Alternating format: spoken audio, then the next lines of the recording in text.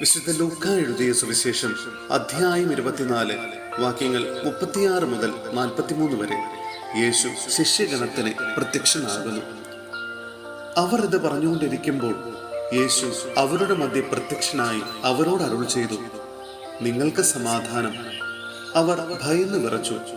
ഭൂതത്തെയാണ് കാണുന്നത് എന്ന് അവർ വിചാരിച്ചു. അവൻ അവരോട് ചോദിച്ചു, നിങ്ങൾ അസ്വസ്ഥരാകുന്നതെന്തിന്?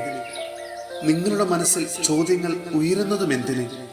എൻ്റെ കൈകളും കാലുകളും കണ്ട് ഇതു ഞാൻ തന്നെയാണെന്ന് മനസ്സിലാക്കുവിൻ. എന്നെ സ്പർശിച്ചു നോക്കുവിൻ. എനിക്കുള്ളതുപോലെ മാംസവും അസ്ഥികളും ഭൂതത്തിനില്ലല്ലോ.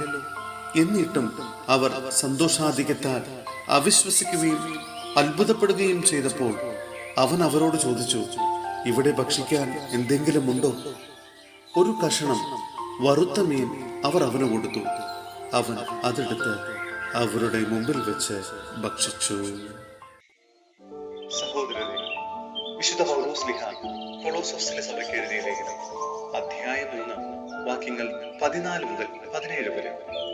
മിശിഹായുടെ സമാധാനം നിങ്ങളെ ഭരിക്കട്ടെ.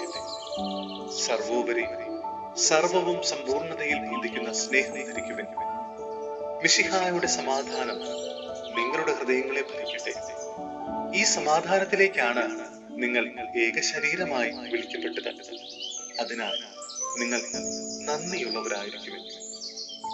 എല്ലാ ജ്ഞാനത്തിലും പരസ്പരം പഠിപ്പിക്കുകയും ഉപദേശിക്കുകയും ചെയ്യുമ്പോഴും കൃതജ്ഞത നിറഞ്ഞ ഹൃദയത്തോടെ ദൈവത്തിന് സങ്കീർത്തനങ്ങളും ഗാനങ്ങളും ആത്മീയ ഗീതങ്ങളും പാടുമ്പോഴും മിശിഹായുടെ വചനം നിങ്ങളിൽ സമൃദ്ധമായി വസിക്കട്ടെ.